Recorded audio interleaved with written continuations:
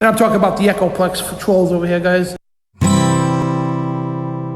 I'm white, and I've got everything I need.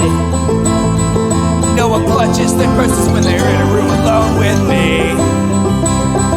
And I can drive for any neighborhood I please at any hour, and the police don't do a thing. So if I see a penny on the ground, I leave it alone and fucking flip it. I'm a straight white male in America. I got everything I need. I'm a guy getting paid more than a girl with a degree. And I can walk down the streets after dark, no one wants to rape me. And I can get a girl pregnant and just as easily flee. Just like my straight white male dad did to me. So if I see a penny on the ground, I leave it alone and fucking flip it. I'm a straight white male in America. I've got all the luck I need. I've got a pile of broken mirrors and I'm walking under ladders and I'm spilling tons of salt, but to me that doesn't matter, cause my skin and my gender and my orientation are the best things to have if you live in this nation. I recommend it highly.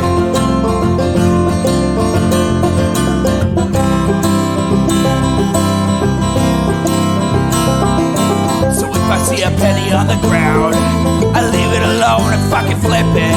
I'm a straight white male in America. I've got all the luck I need. Shit's gonna work out for me, cause I'm a straight white male in America. I've got all the luck I need.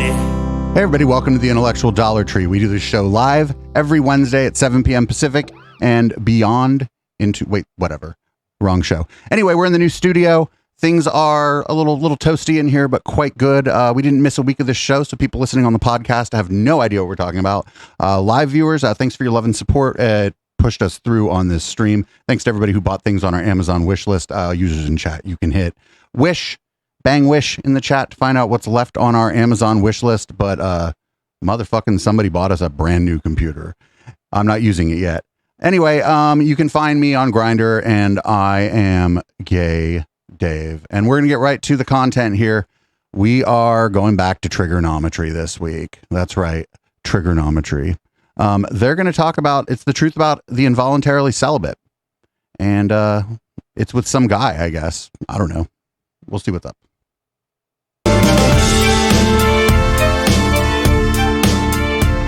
Hello and welcome to Triggernometry.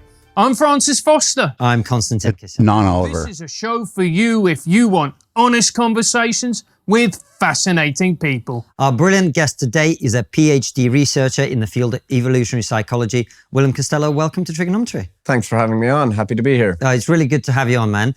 Before we get into the conversation, we really wanted to talk to you specifically about incels, because that's something we covered recently, and you got in touch with us and you were like, here's some data and facts and research on it. Yeah. So we thought it'd be really good to get you on to talk about it more. Before we do, though, tell everybody a little bit about your background. How are you where you are? What's been your journey through life that leads you to be sitting here talking to us? Sure. So I moved from Ireland to England for my undergraduate degree 11 years ago. Just last year, I graduated from... Oh, it's like evil Chris Kavanagh, because Chris Kavanagh is an Irish guy. It's evil Chris Kavanagh. London, with a master's in psychology, culture, and evolution. My research dissertation topic was incel psychology. And my colleague and co-author, she always jokes to me that people say that research is me-search. So I've no comment on that. What a self-deprecating gag. To Austin, Texas, to join the David Buss Evolutionary Psychology Lab there as a PhD student and researcher. And yeah, so that's kind of me and my journey in a nutshell. And it's good to see you've lost the accent in 11 years as well. Yeah, I didn't pick up the Brummy one. And David Buss, of course, being the founder of basically the creator of the field of evolutionary psychology. So that's an amazing move for you. Congrats. But let's talk about what you wanted to talk to us about, because we've had some guests on and we touched on the subject of incels, but you've done a lot of very interesting research into it. So a lot of your guests are into this issue for the first time, doesn't know anything about it.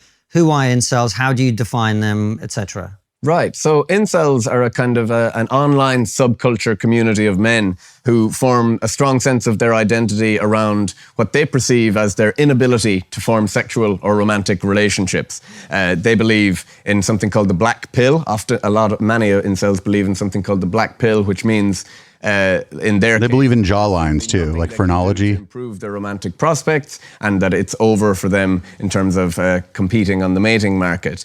A significant minority of incels engage in what we call misogynistic online hostility. But one study found that just 10% of incels are responsible for the vast majority of the extreme hateful content online. So like any other group, it kind of tends to be the fringe minorities within that community that shout the loudest and maybe get used as emblematic of that community. In rarer instances still, incels have lashed out in violent rage. The most famous case is Elliot Rodger, who in Ilsa Vista in California in 2014, he wrote a 49-page manifesto talking about how he wanted to have a day of retribution where he would kill Chads, who are the sexually successful men. Me and you, mate. Exactly. Right, yeah. Maybe Constantine, maybe not so much Non-Oliver. Stacey's. And so Stacey's are the sexually successful women that reject him. So he's really like kind of resentful. And how prototypical he is of typical of an incel is not that clear from a psychological point of view, which is what I wanted to kind of study. But always in the media, you'll see two cases always brought up, the Elliot Rodger case and the Alec Manasian case. Alec Manasian is the guy in Toronto who drove his van into a crowd of people and killed 10 in that attack. And he's just actually the other day been sentenced to 25 years to life. So that was in Canada too, man. You got to do some shit to get 25 to life in Canada. Worldwide, the incel death count attributable to incels is about 50 to 60. Alec Manasian alone. Well, that we know of, like that's not really accurate, right? Because all he's basing it on like stories that hit the media, stories that we heard about because of the media. We don't know how many people acted out violently because they were having a hard time with sex and relationships. That's unknowable. Because if somebody commits a crime, they're not just going to be like, "Oh, it was me and I did it because I can't get laid." Like who's going to do that? Like people aren't going to do that. It's not what people say. And he's always reported on in the media as the typical kind of incel. But what's not often reported on is the judge's verdict last year came out, where the judge, if you look into the report, said that the Alec Manasian, he clearly piggybacked on the incel movement to gain notoriety and to get more kind of infamy associated with his act of violence. And that's. But it's never just one thing. And just because that was the judge's opinion based on what was presented in court. Nobody's saying that like Elliot Rodger, or I forget this guy's name now because it's like he's not as famous or whatever. Nobody's saying it was just one reason. It's that their membership in this community, this online community, and this online movement was like a driving force for it.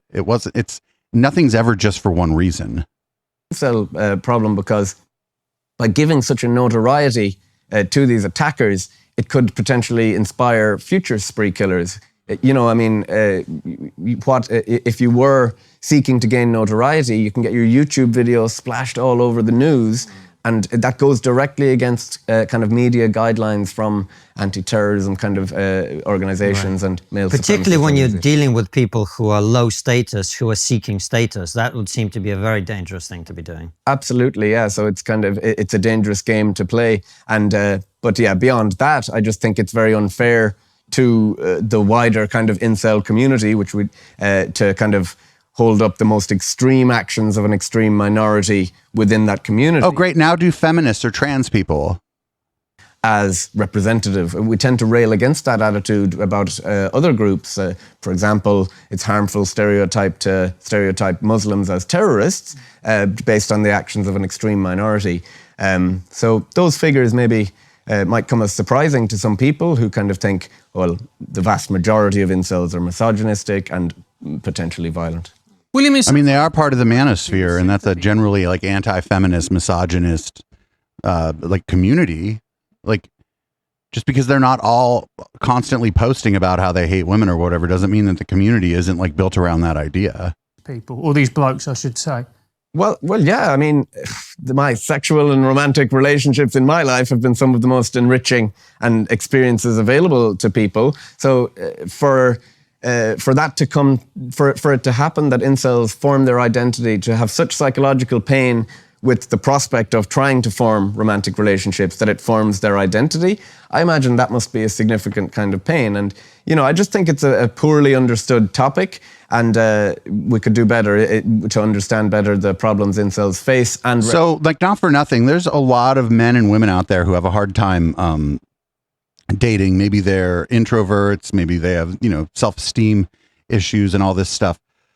But the vast majority of people who are going through a dry spell or who can't find a date or whatever don't end up joining these kinds of online communities. I think like once you join this kind of online community, it's like mask off time, because there's other ways to cope with this. There's therapy, there's like hanging out with your friends. There's like, it's just a lot of other ways to cope with this stuff than joining an online community that is, you know, known for misogyny. Even if most of these people aren't like spreading misogynist messages most of the time, if the community is known for misogyny, why would you join the community? Especially if you're like a straight man and you're looking to meet women.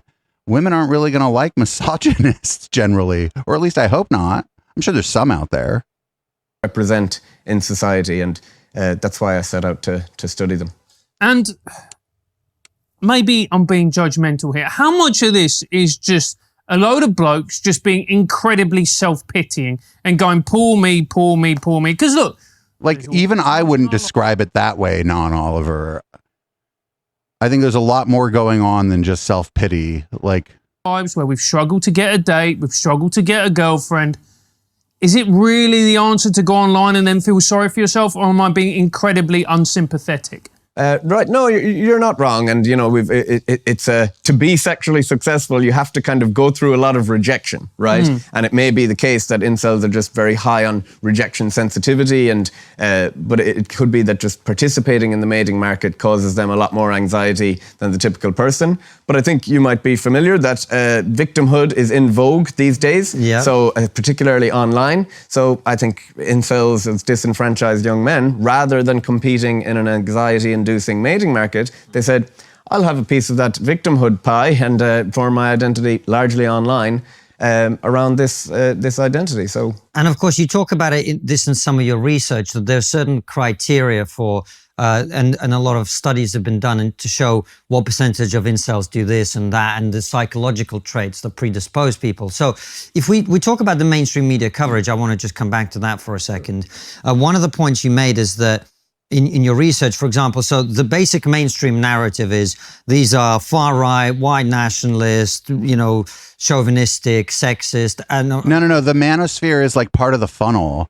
Like that, I mean, the media probably does a bad job of it, but the manosphere is part of the funnel. Like, if you're having a hard time getting a date or whatever, or you went out and, like, you know, a couple women rejected you and you're like, oh, this must be because of feminism, because someone online tells you that. That's not the first person or the first place you're going to be encountering sort of nationalist or white identitarian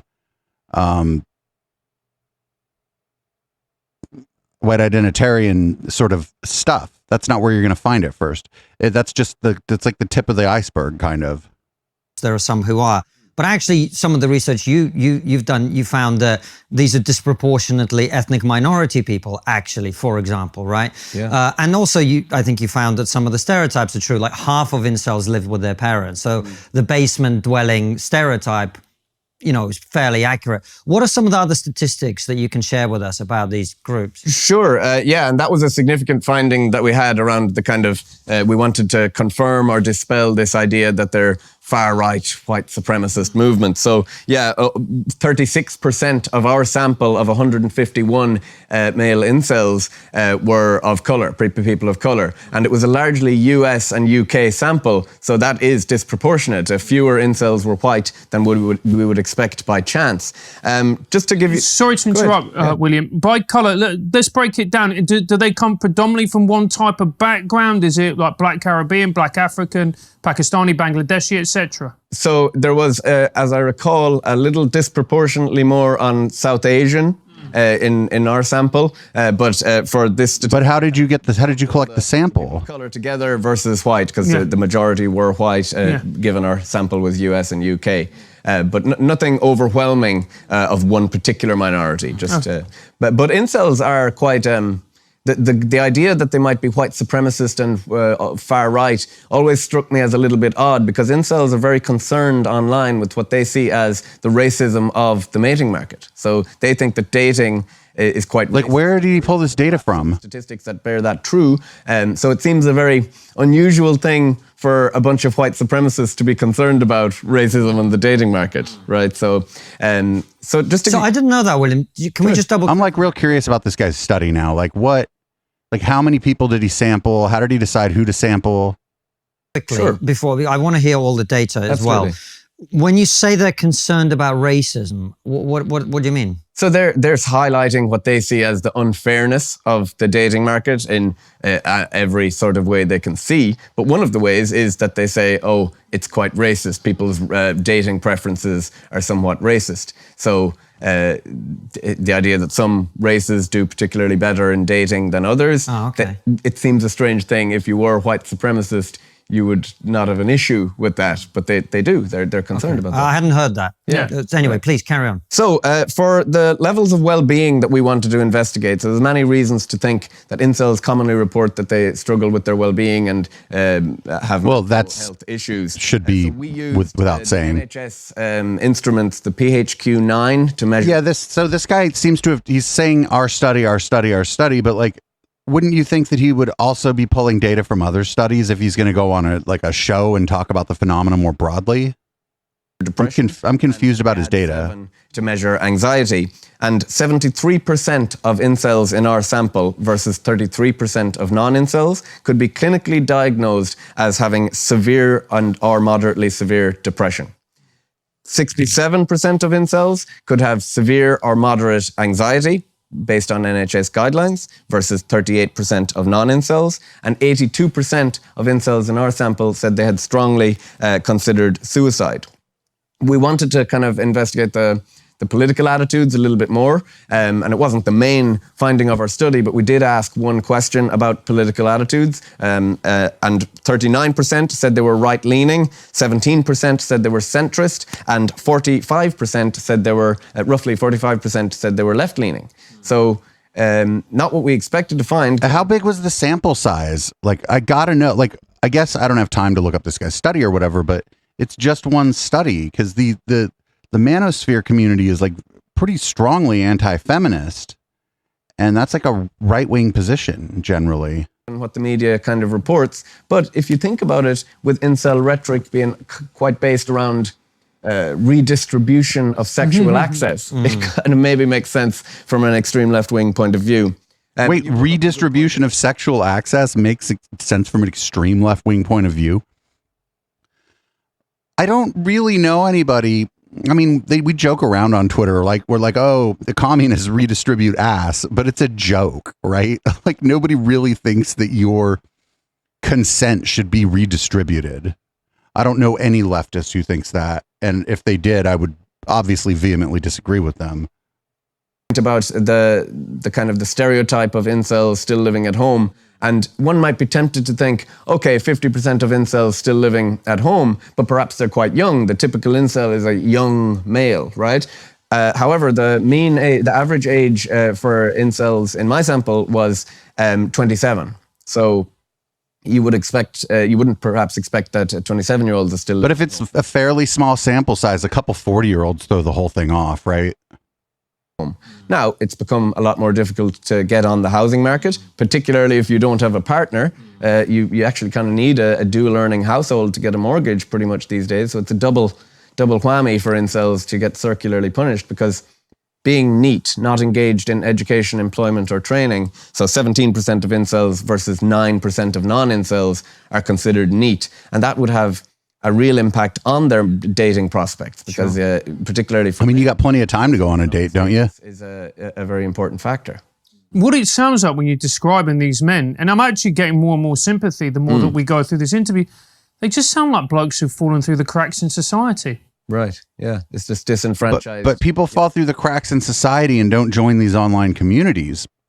Like that's the difference here is like the cutoff point is when you decide to join one of these online communities where all these other people are in this same situation, and you get blackpilled or whatever. That's like the cutoff point. That like everything changes after that point, because there's plenty of people who are having a hard time dating, maybe are looking for a job, aren't in school, and don't really have any hobbies, or maybe they have hobbies that cost money and can't do it, and they don't join these kinds of online communities, and so those people don't even end up in this guy's sample set.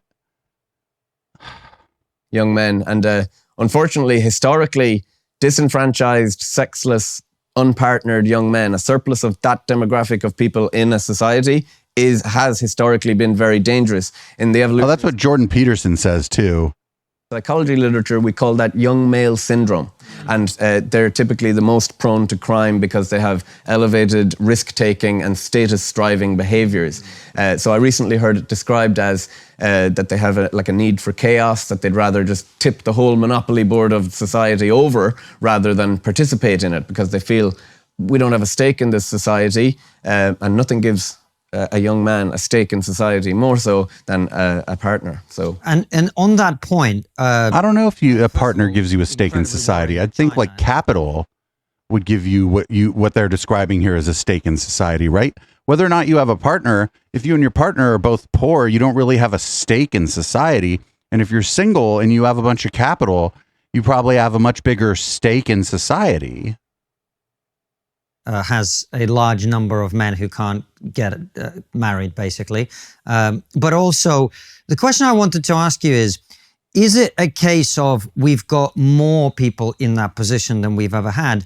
Or is it a case where we now have technology that allows people who otherwise would have been sitting in their mother's basement and playing? Why not both? Well, now they have a community. We all now have a community. We're all part of some community, and we can go online and we can talk to other people who are part of that community, and we Both. become embedded. And I know one of the concerns, particularly with incels, is the being on an incel forum, they don't want you to get better, right? The moment you start actually getting dates and, whatever, you become very good point. Ostracized, right? So is it a case that we've got more people in this position, or is it a case that the tools of modern communication have allowed people to get together and be like, we're all incels together? Right. So yeah, touched on some very, very key points there. So historically, throughout our evolutionary history, we always have had a greater variability of male reproductive success. So a lot of men throughout our evolutionary history haven't got to reproduce. So we've always had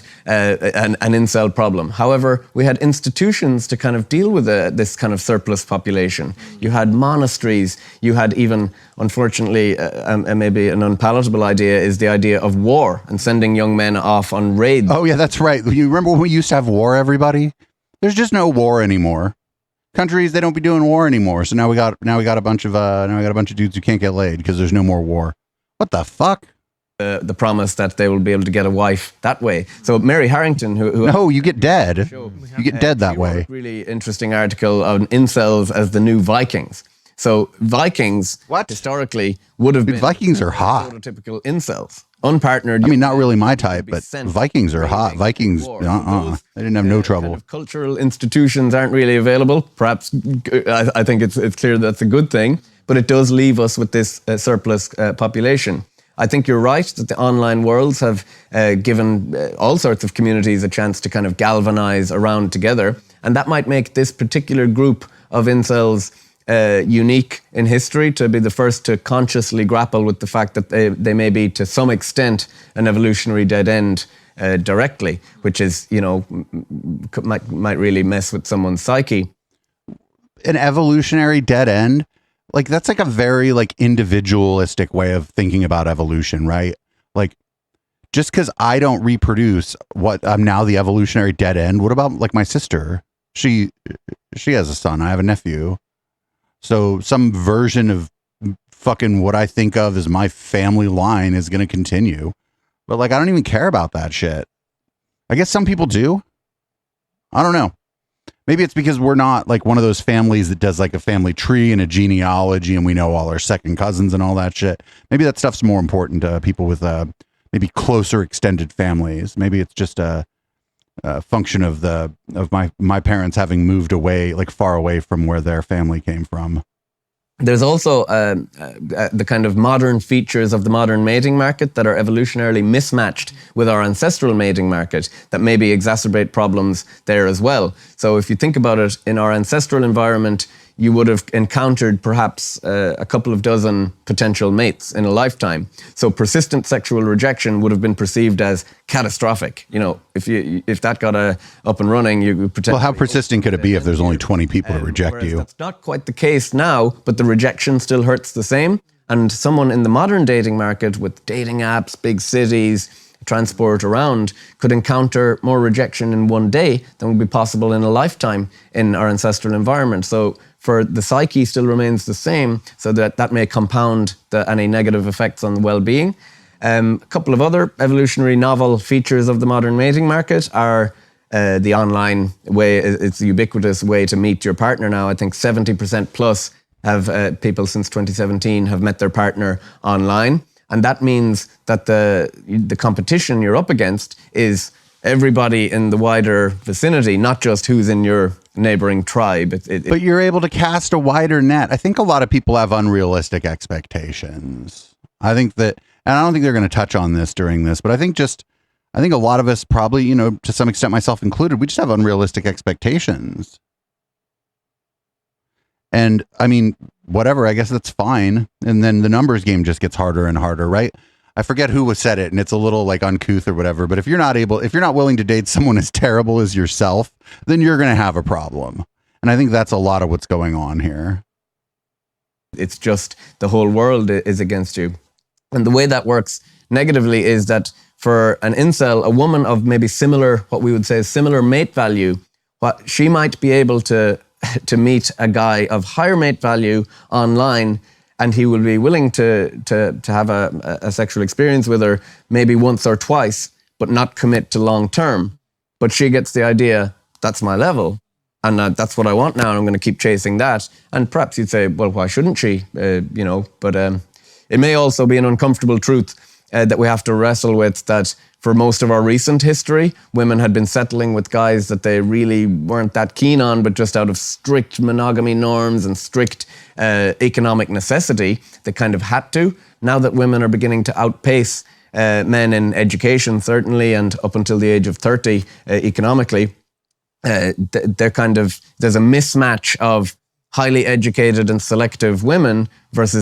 But then, like, I don't know, then you just, if you're a straight man or a mostly straight man, then I don't know, then you just accept it's harder now. I don't know, like, I don't understand I don't understand why, like, the changing nature of the world and the changing nature of the dating market or whatever, as like a function of the changing nature of the world. I don't understand, like, why like some people are acting like it's some kind of tragedy. It's like everything's changing all the time. Things are changing real fast.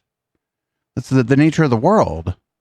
Is economically unattractive men, because the female mate preference for a similarly high earning or higher earning partner still remains. So those minority of men at the top, so there is a kind of some truth to this cliche of a minority of men are kind of monopolizing the attention. That's borne through in a lot of studies that we see. But wait, isn't the same on the other side? Like, aren't all the hot girls or whatever, like, monopolizing a lot of the attention of the men too? Doesn't it go both ways? A lot of kind of facts and figures that illustrate that point. There is some truth to that. And when you have a minority in any sex ratio, they call the shots in terms of sexual behavior. So if there's only a minority of women in a society, the men are more keen to commit long term. Whereas if you have only a minority of eligible men, then they call the shots, and they're reluctant to commit, and the sociosexuality of the other sex has to mirror whichever is in the minority. It's a fascinating way to look at it, like something so fundamental as sex ratios. And there was even one really cool study. That's that chart we keep showing, where, like, at the very top of the chart, the two men at the very top of the chart get all of the women, like the men who are like a 10 and a 9 or whatever, get all the women going all the way down to a 4 on the chart, however that works, however we decide how to assign those numbers. And then everybody else is left with like nothing. It doesn't make sense. That these researchers called Rob Brooks and Candace Blake, they were able to predict geographic areas of high online incel activity based on 3 variables. Number 1, high income inequality overall. Number 2, small gender pay gaps, so women earning nearly as much or more than men. And number 3, male biased sex ratios, so fewer single women. So all of those together could predict geographic areas of incels around the country. That was amazing. Hey Francis, do you want to store all your internet passwords in one? No. It's as In Venezuela, brilliant, it's incredibly worthless. I've bought the Money or bill money. use and trusted. It stores all Use Bitwarden or LastPass, not NordPass. data identifiers. God, this is a long commercial, isn't it? Which I despise and I think is a symbol of our society. Oh, hi. Slowly crumbling and falling into the sea. But if you look at what they think is masculine beauty, it's a very specific type of guy, buffed to within an inch of his life, a certain But the height. guys they're showing, hold on, the guys they're showing here aren't buffed within an inch of their life. They're like, most of them look like they're swimmers, not just because they're wearing swim trunks, but they're fairly lean. They're not like yoked. They're lean, they're cut, they're slim. We would call them like athletic. They're not like buff. Features. Now, this is replicated on Instagram and all the way through our media. Is it any wonder that some lads just look at these blokes and go, well, this is what it means to be a good-looking bloke. I'm never going to achieve that. So what's the point in taking part? Well, yeah, that's exactly it. And they might just say it's so hurtful to actually try and participate in this. That how has it come to be that a significant portion of our young male population would prefer the victimhood identity of inceldom than actually participate in mating competition? You know, they must be getting something out of this identity. So they do. They get fraternity, they get a common enemy, a simple way to kind of view the world. And one idea... Well, that's the problem. Diana Fleischman, who I believe you had on the show as well, she put forward the idea that because of pornography, these men who are staying at home and not participating in the mating market, they're getting what is called counterfeit fitness cues from pornography that tells them you're being a reproductive great success because you're having the sexual stimuli, you're ejaculating. No, it's just porn. Click together and they think there's no point in going out Yeah, you're seeking crushing status. it. Yeah. You're killing it to stay at home seeking status at home. I think it was Jordan Peterson who said this, that what we're feeding our young men with video games and pornography is the worst of both worlds, because when you play video games, you feel that you're becoming successful, that you're improving, that you're hitting all these stats and targets. Right. What? And I remember I had the What? experience of a lockdown where I What was the playing fuck? No, you're just doing well at a game. People have always played games, and some people were good at the games. Championship manager, whatever, football manager. And I won the FA Cup, and then I signed a contract for being on 80 grand a week, and I'm like, yes. And then I looked around at my little flat and I went, the fuck am I doing? Right. Right? Yeah, that's a really good analogy because I was addicted to Football Manager as well, so I know. And it's such a futile sense of seeking status because you can't even share it with your friends. But yeah, I wouldn't... Especially not with women. That's not going to help. Right. Wait, what? No, women play video games, you dumb fuck. Like, women play video games at the same rate that men do. They've just been largely excluded from the culture of video games because of shitty people probably who watch Triggernometry. That's what Gamergate was all about in the end. They were like, oh, it's about ethics in game journalism. No, shut the fuck up. It was about, you know, it's a kind of a cliche example, but it was largely about people like Anita Sarkeesian criticizing video games as art because they're art. And there have always been art critics, and they got mad about it. So if you were, you know, like a young woman during Gamergate and you really enjoyed video games, did you want to be part of video game culture? I bet you didn't. Yeah, it's not sexy. They're not very open-minded when it comes to your success. Right, yeah. But I wouldn't be so hasty to But no, oh my God, you don't just be like, you don't like if you're on a date and you talk about video games, you go, oh, do you play video games? And they go, yeah, I really like video games. And you don't go, well, I'm the best at this one, blah, blah, blah, blah, blah. You go, what game are you into? And if you're into the same game, you like talk about the things about the game you like, and boom, you're having like a conversation about a common interest that you have with someone. It's not so much that anybody's supposed to care if you're good at it or not. The point of playing video games with your friends, okay, sometimes it's about blatting your friend, right? Sometimes it's about getting your friend back for whooping your ass the last time. But it's an activity you can do together. You can do it by yourself. It's just like any other hobby. This is stupid. This is fucking stupid. Throw the baby out with the bathwater and say it's all negative, that the status seeking is kind of zeroed in on online worlds, because that might actually be what's stopping incels being more of a violent, disruptive process in society. Because if they weren't seeking status in these online worlds, they would potentially, like all the other evidence for young male syndrome, be doing it out in the world. So, but the flip side of that is that that all of their gripes about women and feminism and whatnot are going to be reinforced in these online communities. And in some of them, if violent ideation is like encouraged, like this guy doesn't seem to understand the thing he's talking about. So, while the online hostility and the kind of disenfranchisement of young men in society, it might be a problem on one hand, it may present a bigger problem if you get rid of it. So it's... What about the uncharitable way of looking at this, which is to look at these men and go, right, so they join these communities because they want fraternity and all the other reasons you explained, which all make perfect sense to me. And then me thinking, well, you've just picked the easy route here, mate. Instead of working on yourself, instead of going out and going, this is what I want to do with my life, and working really hard and maybe having to work 2 jobs or whatever it may be. Yeah. You just sat in your room feeling sorry for yourself and your mates who you've never met before. Yeah, absolutely. And, the idea of getting the girl has been motivational for men to improve themselves and seek status a lot. There's an interesting paper called The Evolution of the Manosphere that talks about the pickup artist to incel pipeline. So incels actually came about because they originally tried pickup artist camps or routines. Didn't really work. What the fuck? This guy doesn't really understand what he's talking about. Like, these pickup artist camps are generally not attracting people who can't get a date. They're attracting people who want to be players, who want to manipulate people so they can get laid more often. That's who these seem to be attracting.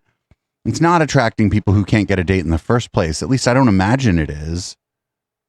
Well, if you find a relationship coach or a dating coach or whatever, maybe that's attracting people who aren't, who are having a little bit of a hard time dating or getting laid. But also those people are generally not part of these online communities. These people are like, oh, what am I doing wrong? Let's see what I can fix. How can I make this easier? Am I looking in the wrong places and whatever? And those are like reasonable questions to ask if you want to be dating and you're not. It seems like he did a study and he references his study a little bit, but then he's just saying stuff outside of what his study's about. And it also seems like a bit of apologia for the manosphere, but I'm super biased about the manosphere. I hate those fuckers.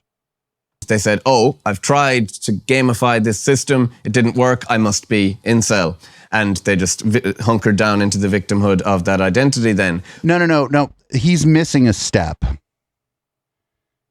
where they enter a community that's not necessarily for the involuntarily celibate or whatever, but it's like a manosphere kind of adjacent facility or whatever. And then some people in that community help them self-radicalize, or he missed a whole step where you go from I'm having a hard time getting a date to I'm part of these incel communities. There's a whole radicalization process that happens there, and he just is skipping over that. And I think the reason he's skipping over that is because he doesn't want to get into the Sargons of the world or the Stefan Molyneux of the world or the Jordan Petersons of the world. Because those people are awful simpatico with Triggernometry's guests and the politics of those people. So they're going to fucking skip that part. But there's a funny thing that happens when you acknowledge or when you explicitly attach the goal of achieving getting a girlfriend to any form of male self-development. First of all, if I had a friend who was having a hard time dating, they came to me about it. First of all, I'd be like, I'm probably not the right one. I'm gay. I'm like, whatever. Like, if you're trying to date women, you know, I don't have much experience there. But if they're like, oh, I need to get a girlfriend, and I'd be like, homeboy, you need a date. Like, let's not put the cart in front of the horse here. Let's get you on a date. Let's get you in a situation where you might meet people. Like, so much like step skipping going on in his description of what's going on here.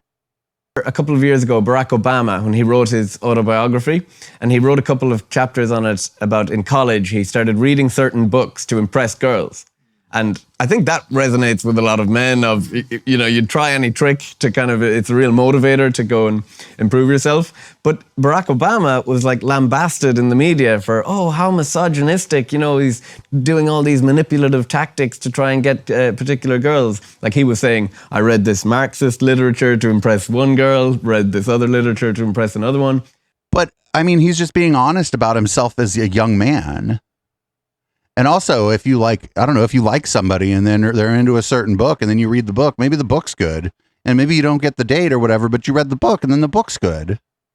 And, you know, that seems pretty innocuous to me and it seems typical of male I mean, women behavior. would never manipulate men to get a date, would they? Right, They'd yeah. never put on makeup or anything like that. Well, just to, right, yeah. yeah. That would, Oh, there it goes. I want to talk about... Women wear makeup to manipulate men. It couldn't, the car couldn't be going the other way.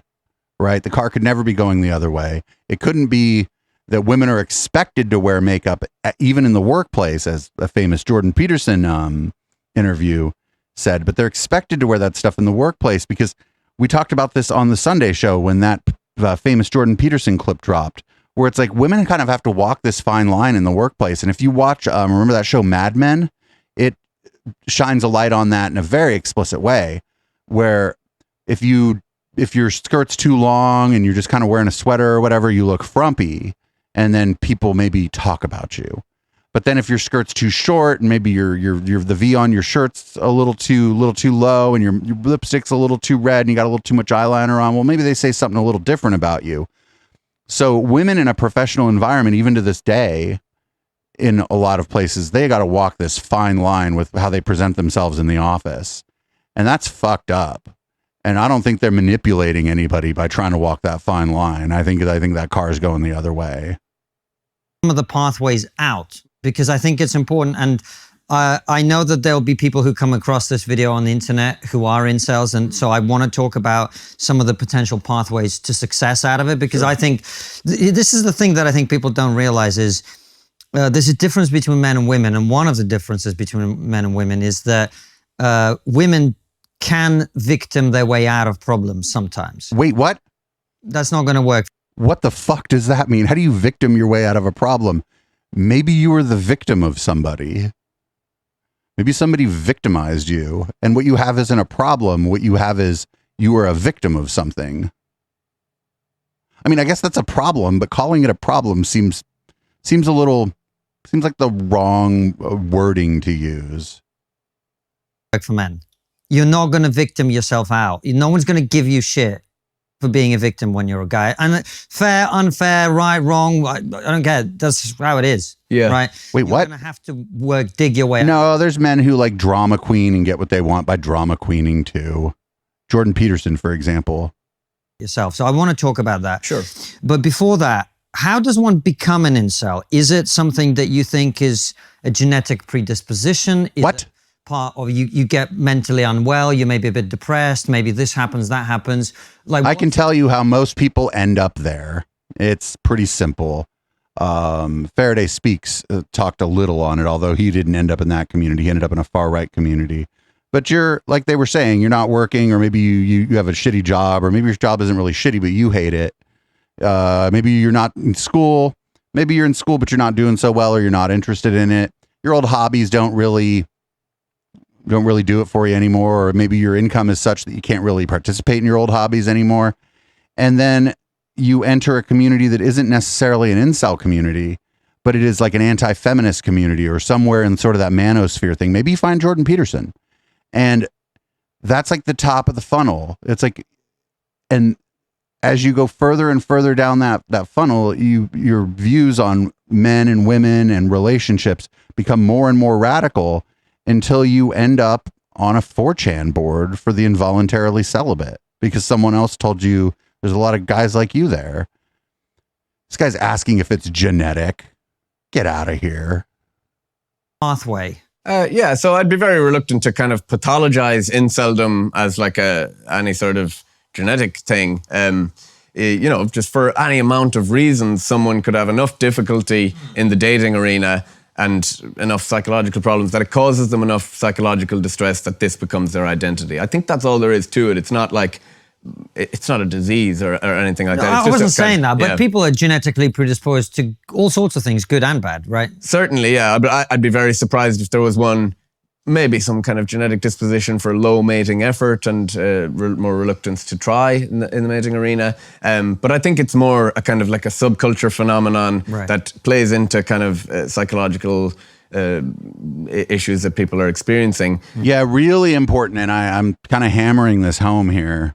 Is they're just skipping the radicalization step, that they're just either intentionally or because they're ignorant or, you know, little column A, little column B, but they're like skipping the whole radicalization process in this discussion. So one thing we found that incels in our sample scored very high on a new personality construct called the tendency for interpersonal victimhood. And when I describe this tendency, you might recognize... Wait a minute. Didn't Constantine said that women were able to essentially monetize their victimhood in the marketplace or whatever, I guess. Groups actually, and you might think, oh, we should test it on this other group. So it's comprised of 4 different subdimensions. The need for recognition, which is a preoccupation with having the legitimacy of your grievance acknowledged. So the worst thing you can say to an incel is, you know what, you're not actually that bad. You could actually pick yourself up by your bootstraps and go out.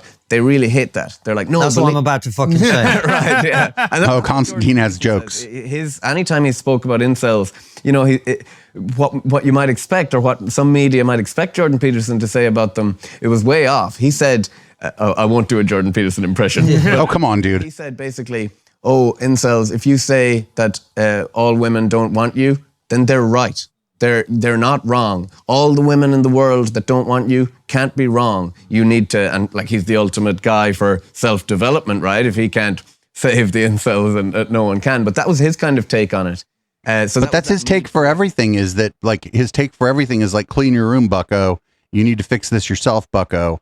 And that's because he's like a right winger and he thinks everything is about the individual. Yeah. The second is moral elitism. So they scored high on believing that the individual or their in-group behaves more morally than others. The third is a lack of empathy. Wait, can we pause on that? Yeah, Sorry, sure. William. This is like absolutely brilliant. Great. I'm so glad we had you in to talk about this. Super.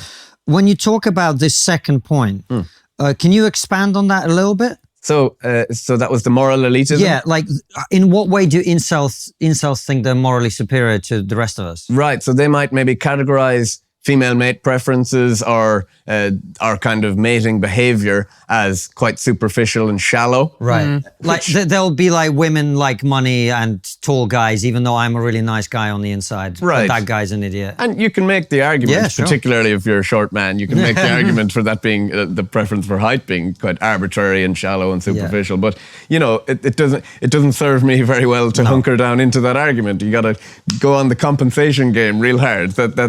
No, there's no compensation. You're just not tall. Like, what the fuck? I don't like browse my Grindr profile or whatever and be like, oh, that guy's pretty good looking. And then I go and he's like 5'6", and I'm like, like, who does that? Do people do that? I don't think they do that. I think that's like overblown. I think I probably have a preference for guys my height, like kind of twinky tall guys, sort of with dark hair. Like, but that's just my preference. And it's like, if somebody has like lighter hair and they're shorter or whatever, I might be hot too. I don't know. Kind of moral elitism that they have. Right. Then there's the lack of empathy. So that's a belief that because of their past victimization, that they feel entitled to enact pain on others. And they say, oh, well, no one cares about my pain, so why should I care about yours? Incels score high on that dimension too. And the final one is rumination. So they have a tendency to constantly ruminate on past instances of perceived victimization. And that rumination piece might point a pathway to a therapeutic way out for incels. They're quite resistant to therapy initially anyway, but I have some ideas on that too. But tackling the rumination through what's called metacognitive therapy, which is thinking about your thinking and kind of cultivating an internal locus of control so that incels believe they can actually affect change in their environment. Because that's one thing we found from our study was that the belief in the permanency of inceldom was a significant predictor of depression and anxiety among incels. Well, right. Or If you think your low-life life's going to be satisfaction. shit forever, that sort of would make you depressed, Right. I'd imagine. So cracking that black pill is actually crucial. Yeah. So, let's talk about the way out, because, like I say, I don't think victimhood is not going to help, particularly men, because society doesn't feel sorry for men for reasons you're better qualified to elaborate on than I am. So my answer would always be the Jordan Peterson answer we just talked about, which is at the end of the day, you have to be better, right? The reason women aren't attracted to you is their perception of your mate value is low. Yeah. Right. Now you need to raise that. Yeah. And actually, one of the ways that men are somewhat beneficiaries of the system is that it's much harder for a woman to raise her mate value than it is for a man. Because the men talk about superficial, men are all about the looks, right? You can't really. Oh my God! Like this is such an antiquated way to think about gender, sex, and gender relationships and stuff.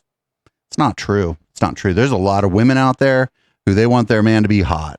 There's a lot of men out there who maybe they want their girl to be hot. And then there's a lot of people who are like, oh, I want someone kind and thoughtful and funny, or someone who shares my interests, or, you know, if you're a single parent, oh, somebody who's going to be good to my kids if we end up dating for a while. Or people care about all kinds of different things. But sure, of course, like people want to be physically attracted to one another. But as a guy, if you think the women are shallow and they want money, well, there's some things you can do about that. There, yeah. You know, if is it charisma? Is it being funny? Is it whatever those things are? Those are actually things you can work on. Right. Right. I mean, can you work on being funny if you're not? I wonder about these kinds of things. Like because if you're like, if somebody makes you laugh on the first date, they're probably not trying to make you laugh, right? They just say something that pops into their head and it's kind of clever and you think it's funny. I don't think you get dates by telling knock-knock jokes or doing a stand-up routine or whatever. So I think like, you know, like the things like you think are funny about your friends, like it's like the kind of their insights and the way they kind of view things and the way they respond to things, the way they react to the world around them is kind of funny. It's not that they're cracking jokes all the time. I would argue that is going to be a big part of any solution to coming out of that situation, right? Yeah, absolutely. And I very much agree with you for the most part about male mate value being more kind of changeable and you can work on it, except for the height. And that is a significant one because it's a very kind of stark finding that there's a cutoff point for most women in terms of height. But for the most part, I certainly agree with you. But it depends on what our goal should be. That all of that is based on the assumption that the goal should be that the majority of incels should go out and get girlfriends. Now, that might be the psychologically healthy thing for maybe even most incels, but there will be a significant minority where that would actually be cause of more anxiety, and actually that could be really uncomfortable for the women that they go out and try and pull. Because these are not well-adjusted people to be in a relationship. And you mentioned, there's charisma and there's personality, for sure. But there's also the halo effect that we perceive people who are attractive to have better personalities. It's also not that easy to just develop a very winning personality, particularly if you're anxious already. It's kind of hard to go out and do that. A lot of incels report to being autistic. It's not something I measured in my study, but they've done their own in-house studies on that to say that their own in-house studies. Overrepresentation. What does that mean? Among Is that like doing your own research? So yeah, that cultivating a winning personality isn't that easy.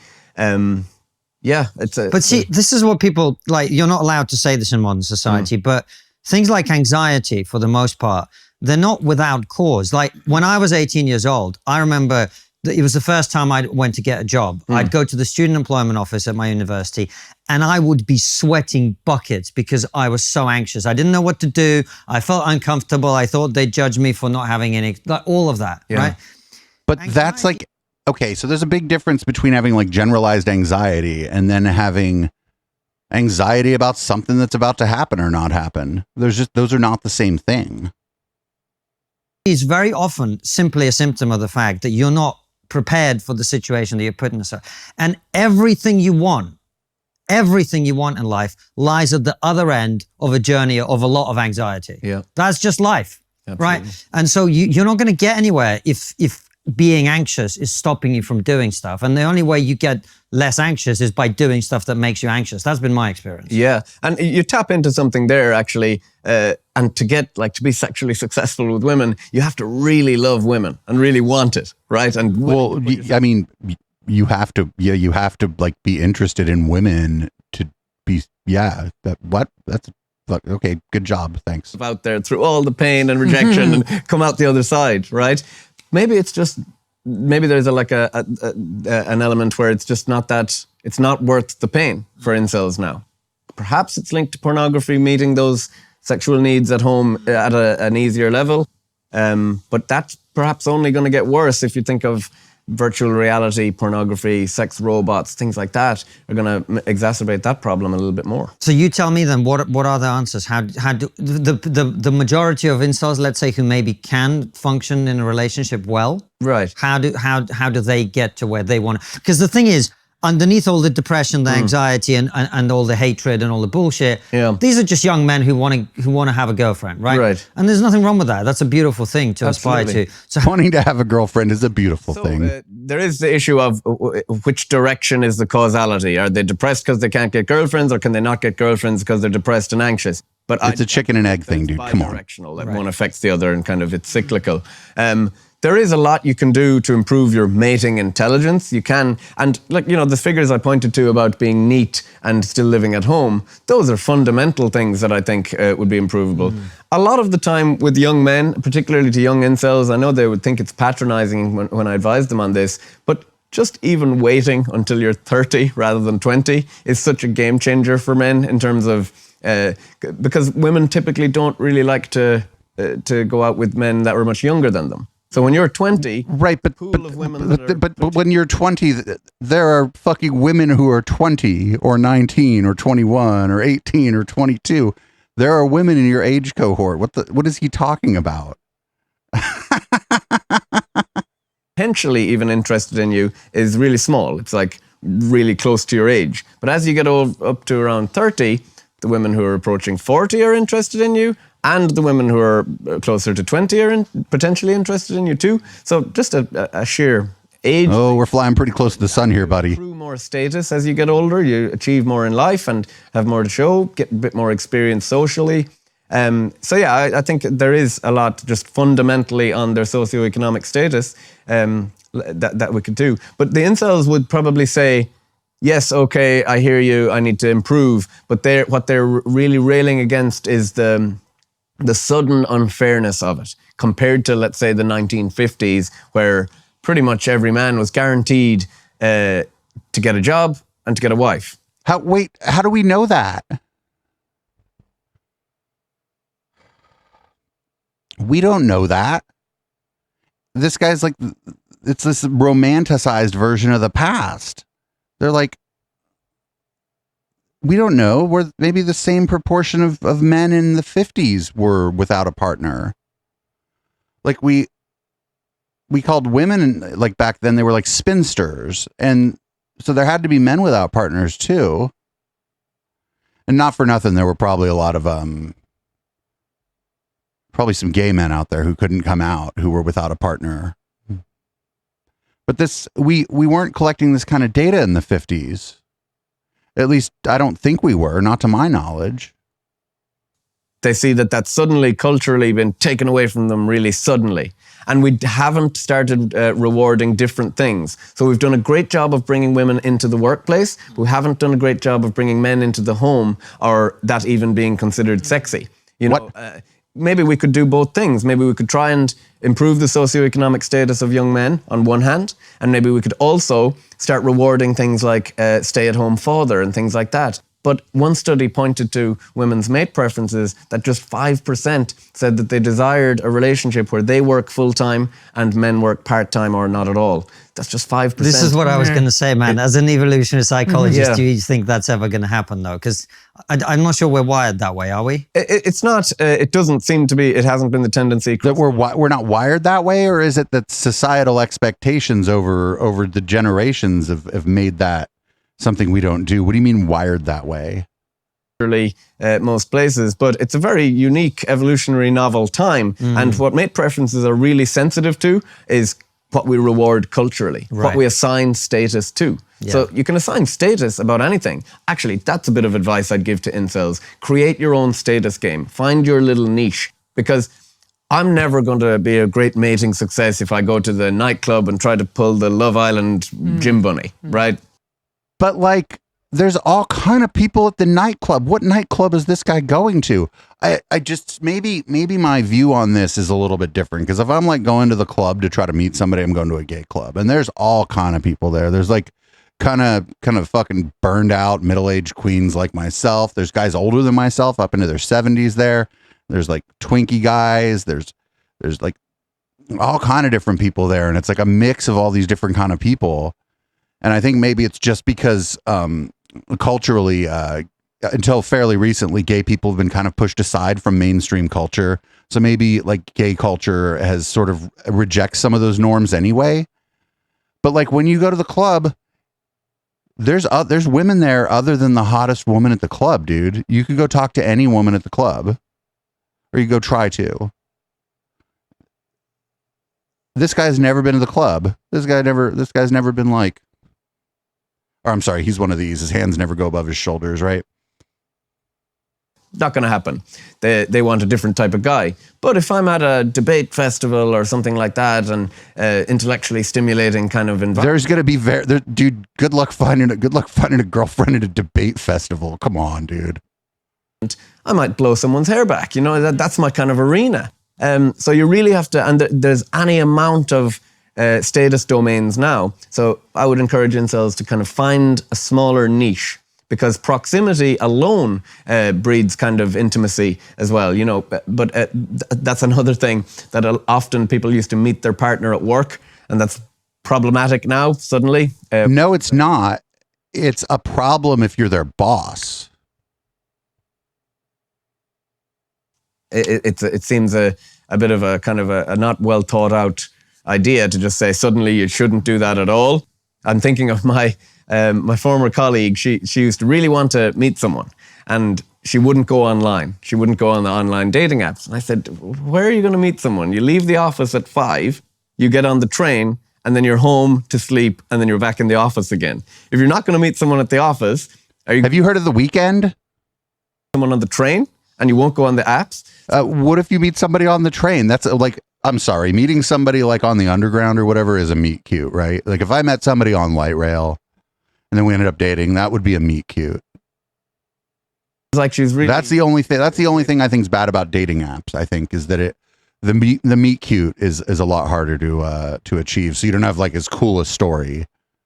a really small world for herself, and it was a struggle. Hey Constantine, do you love trigonometry? I mean, we watch it because we have to. Like that. Oops. For hordes of left-wing comedians try to put us in gulag.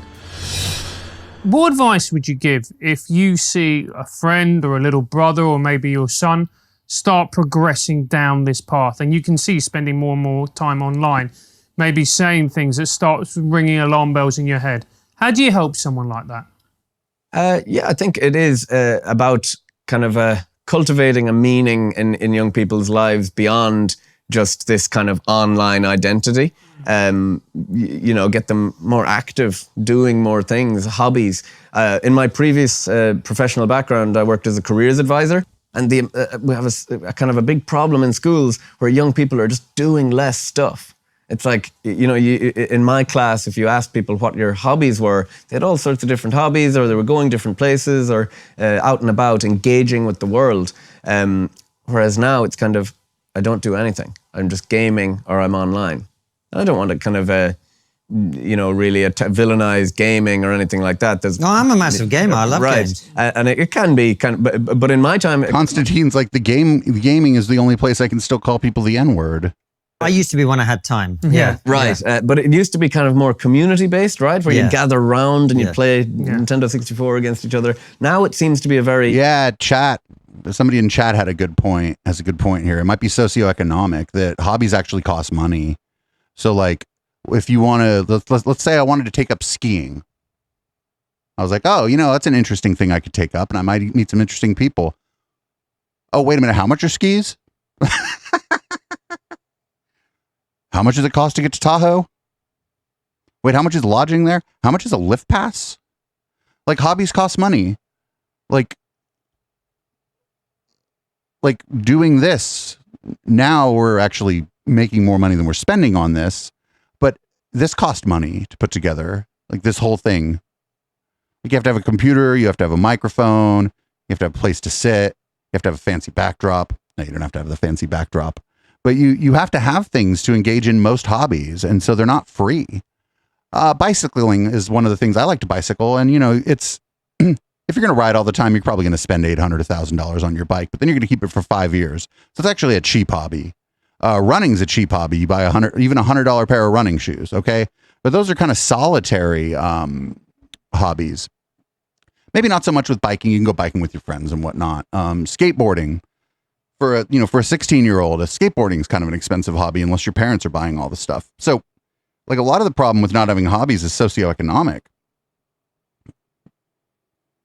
Locked into a headset, not even talking to someone who could be far around the other side of the world. It just seems a bit more of an insular, isolated thing. Yeah. And that would suggest, from what you were saying there, that actually we're going to see the incel community grow, because as we become more online, more men are going to become disenfranchised, therefore more incels. Yeah, there's no sign that this wider mating crisis, which affects more than just incels, it affects women as well. Investment bankers Morgan Stanley released a forecast saying that by the year 2030, they predict that 44% of working age women will be single and childless, which is great for them, having the access to a lot of worker drones. But is it clear that single and childless, and I'm libertarian as far as people's choices go. I want people to be able to be full-time, stay-at-home mom, work full-time, work part-time, whatever you want. But it's not clear that working for Morgan Stanley, a 60-hour work week, is that liberating compared to starting a family. Or, it's that seemed like they call it the rise of the she economy. And it's like they've figured out, he's like soft pedaling the fact that women might be happier if they were like at home barefoot and pregnant, right? Like, he's not saying that, but that's kind of what's being soft pedaled here. And I don't know. When we were kids, I remember when my mom wasn't working, she was miserable. She didn't like working either, but she really didn't like not working. And I think every woman I know would be miserable if they weren't working. I, on the other hand, would love to not work.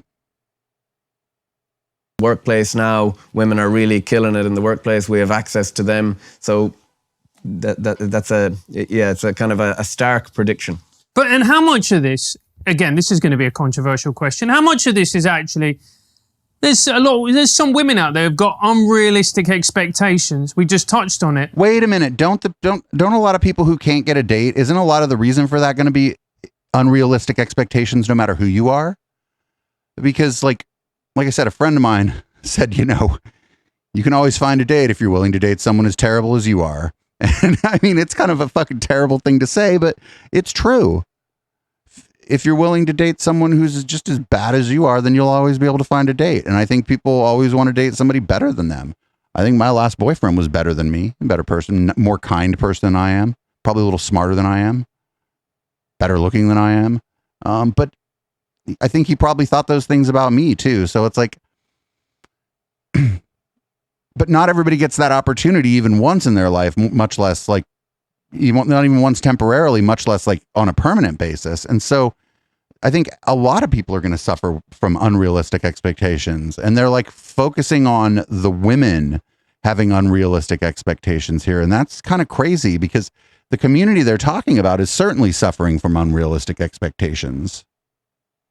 About what they're going to get from a mate. You often hear it with women in London. I want a man who's 6 foot, who earns this amount of money, who does this, who does that, who's good looking, who's funny, and I'm like, you've just described a gay bloke, love. So you're never gonna. But well, at least he knows that we're better than him, right? At least he knows that the homos are better than him. We'll give it to non-Oliver on that one. But but on the other side, then, if you are a single woman, why wouldn't you want that? And if there's no reason why you should take anything less, why should they settle? They don't need the economic support. So my single female friends, they're looking for love. They're looking for a great guy. And, my pushback to that would be you're looking for something that is completely idealized and doesn't exist in the real world. There is no such thing as a perfect guy. But they might say that unless they can have their idealized version of perfect, they would prefer be single. And this is actually... I mean, that's where I'm at. Like, what's the problem with that? Unless I find somebody that blows me away, I'm perfectly happy with casual dating and hooking up. I don't see why that's a problem. And I think that, in fact, if they were having a discussion with someone like me about gay culture and I said that's what I prefer, I don't think they would be framing it as a problem. I think that they're only framing it as a problem is if women are doing it. But like, women are just people like me. They're just women. And so some of them are like, if I don't find somebody that blows me away, I'm just going to date around and hook up and go to the club and hang out with my girls or my guy friends or whoever. And like, that's not a problem. Why is it a problem if it's a woman doing it, and maybe not so much a problem if I'm doing it? It's just cultural expectations. And I think the cultural expectations of men and women are at the root of everything they're talking about here. But they're not bringing this up really, because their mission on this show is to sort of reinforce those kinds of cultural expectations. A failure of cross-sex mind reading for incels, because they always say, there's no such thing as a female incel because they can always get something. They just need women. But so can straight men. And they can get access to sex. But I think they're underestimating just the extent to which women don't want to have sex with men they don't want to have sex with. Right? But nobody wants, if you're having sex with someone you don't want to have sex with, I mean, if you consent, and that's on you, baby. But like, we have we have words to describe. I don't want to have sex with this person, and we're doing it anyway. Fucking goddamn! It's not a net good for them. It's actually a cost inflicting. And also, women aren't looking for sex anyway. Right? Wait, what? Or even to settle with a Shut the fuck up! Shut the fuck up! Guy, to have to lower their standards. They see that as, well, something is better than nothing. Yeah. Whereas women are like, no, it really isn't. It actually would inflict a cost on me because they risk a lot with sex, Yeah. That's really, really interesting. Wow, this is a 44% single childless women. I mean, that is not a recipe for a healthy society. Why? It's not, considering what we know about young male syndrome and kind of this. But it's not good for young women because women want to have a partner and to have kids, a lot of them. And the society. So they're saying contradictory things here, right? Because they're saying, well, women can just get a man if they want one, and men can't do that. But now they're saying that, it's going to be bad for women if 44% of women are single and don't have any kids. And those ideas, like, they're not compatible with one another, I don't think. I think they're contradictory. Except for maybe they're just missing the idea that for some women or just some people, it is good to be single and childless, because that's just what you want. You're living your life, and this relationship and a kid, it just doesn't ever happen for you.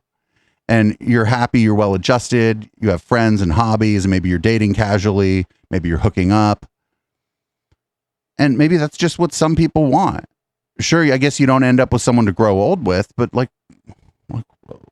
so you end up in an old folks home, and maybe you're still like playing cards with the old folks and playing chess or checkers, or talking about your old times and fucking saying like things that are like probably culturally inappropriate because society's passed you by a little bit. So I don't see the problem here. impact of that society are just really, Yeah, really worrying. because if we go even more historically through our evolutionary history, 83% of human societies have been preferentially polygynous, meaning one man and multiple wives. So the cultures that began to practice monogamy began to flourish more than cultures that didn't. Because the main cultural advantage of monogamy is the egalitarian distribution of women. And your viewers are probably going to really chastise me to talk about distribution of women, but... Yeah, you're speaking as a scientist Right. as opposed to, Yeah, you know. Don't cancel If, me. if we talked about the distribution of women, it'd be a different thing, but you're speaking professionally. so- Right. So tell us about bird distribution. So if you do have that surplus population of young men, they're out status seeking, they're out competing for mates. If you free them up from that competition, they have an investment in society and their economic output goes up, and they're not killing each other as much. They're not smashing each other's faces in outside the Weatherspoons because they've got a wife and 2 kids at home. Right, exactly. They've got an investment at stake in the future.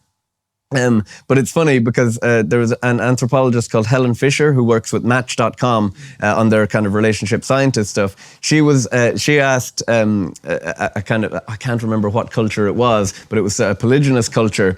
She asked the man who had 3 wives. She was walking along with him. She said, "How many wives would you want in an ideal world?"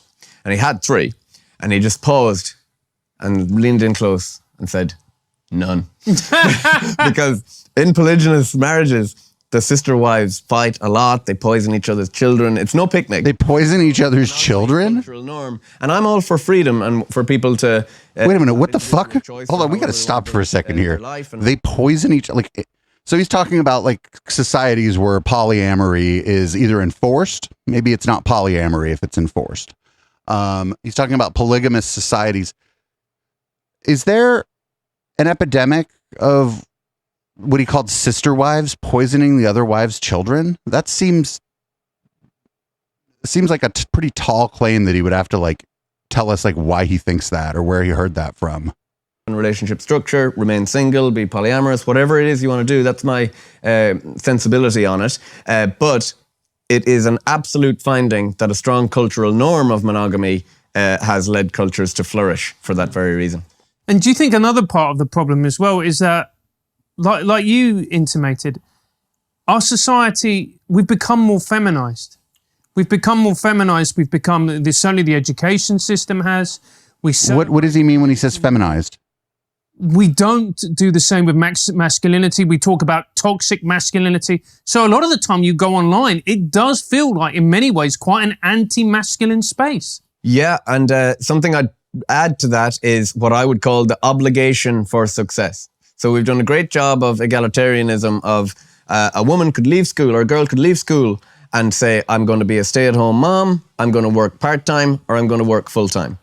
The man doesn't have that option. He leaves school and knows he has success, or he doesn't. He's not going to find a partner really. You know, so I'd quibble with you on the woman stay-home mum because a lot of women are demonized actually for making that choice, which is again a problem. right. I think. And you could see maybe how that might be driven by the likes of Morgan Stanley. Well, But, quite. And also as well, what about the geographical element of it? Because I would imagine that if you grew up, for instance, in a town somewhere outside of London, which has got very little industry, poor areas like the northeast or maybe the southwest like Cornwall, you're more likely to be an incel because there's just less opportunity.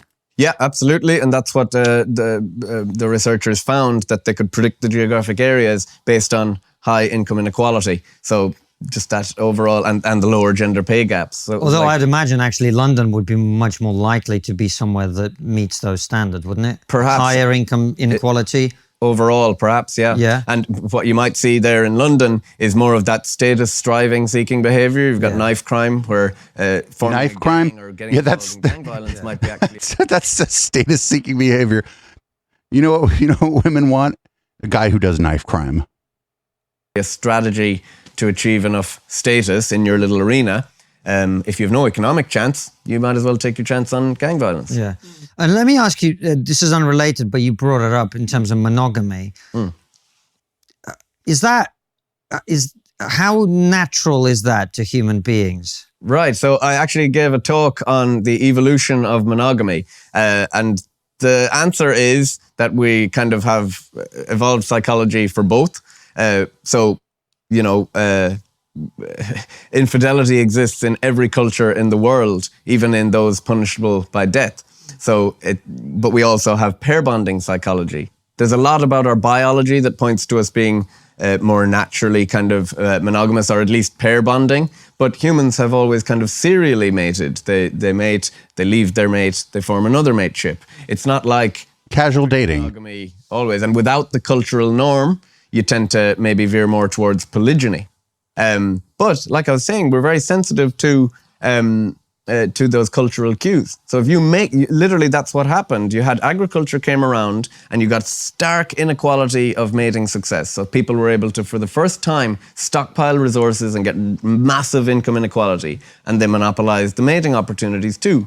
So to stop that, you had to create the cultures that created a strong cultural norm of monogamy that it's tough to stick to at times.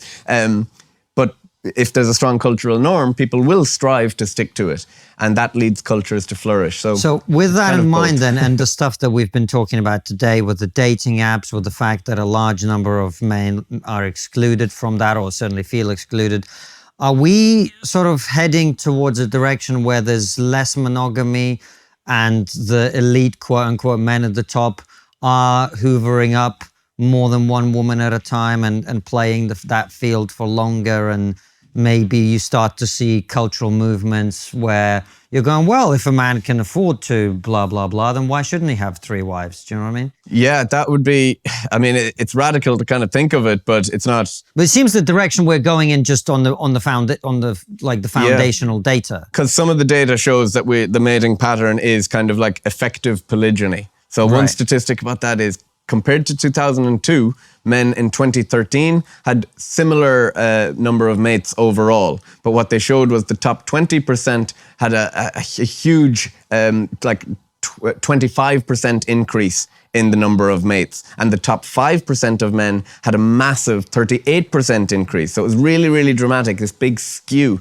I think with the economy, given that women... But wait a minute, that's like self-reinforcing, because when they say like the top status or whatever, those are the people who are already having the most sex or having the most relationships. So it's like by saying we're going to take a survey of the people having the most sex, and we'd be like, oh shit, those people are having the most sex or having the most mates. Well, no shit, that's the thing you're taking a survey of. What do you mean top status? Like, by what measure are you saying top status? Because if top status is just defined as who's getting the most mates, then you go look for the people who are getting the most mates. You're going to find the people that you already looked at who are the top status. Money very well, it's less likely that they'll say they need to share a mate. They don't typically like to do that unless they have to, right? So it's and one of the advantages to polygyny that they always say is, oh, well, women have access to a high quality mate and they can share them, but they don't really like to do that. So unless they have to, I think we're more likely to see a rise of singlehood and kind of this atomized sexual kind of culture where you have sexual experiences become more individual and less long-term commitment, perhaps. Well, that's as good a place as any to stop the podcast on this, I think. So this was like a lot of tropes, like a lot of things that I think are imposed upon both men and women by like the inertia of the patriarchy, like, for lack of a better way to describe it or whatever. Like Beaver Cleaver time, it seems like forever ago, because none of us here were alive during that time, but a lot of our parents were, so it wasn't that long ago. And, you know, history always echoes, and it doesn't matter if it's war or the battle of the sexes, as you say, or civil rights or any of these things. It's not, things don't progress as quickly as we think they do. Things aren't that different, and societal expectations, you know, just at like a family dinner party or whatever, if you go, I don't know, for Thanksgiving, nobody's asking the men why they're not fathers, but people are asking the women why they're not mothers, maybe. And it's like, well, why are you doing that? And it's because the societal expectation from previously is still being imposed, even though we like to believe that that's gone. That's not gone. It's still here. And And that's it. I mean, I kind of wish we hadn't watched that. It was kind of bad, but whatever. So we're going to go into red light here in a minute. I'm going to let you go, podcast listeners, except I'm not. This is going to be a freebie. Go to patreon.com/echoplex and you'll get the post game over there. And while you're there, consider becoming a member. Other ways to support us are at echoplexmedia.com/support. I'm going to play Boomers real quick. Everything's set up differently here now. So we might play another song after Boomers while I switch everything around and situate myself with a beverage. Thanks everybody for hanging out. This is our first show in our new studio. And yeah, I'll be back in a minute with the post game.